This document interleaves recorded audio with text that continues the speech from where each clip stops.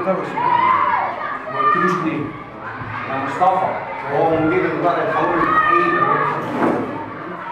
احنا هرب. عندك كثافة بس المدرسة سهلة. لا تديني كمان. ايه الإهمال ده؟ كده إهمال. يا دي مش ولادكوا دول؟ خلي بالك يا مصطفى دول عايزة الناس تفكر لهم. انما النهار ما تقول له اي حاجه يقول لك ما عنديش اصل مفيش. لجنه تنزل منكم انتوا الاثنين. حاضر يا فندم. تربيه وتعليم والابنيه التعليميه وتعيد لي هيكله المدرسه دي بالكامل.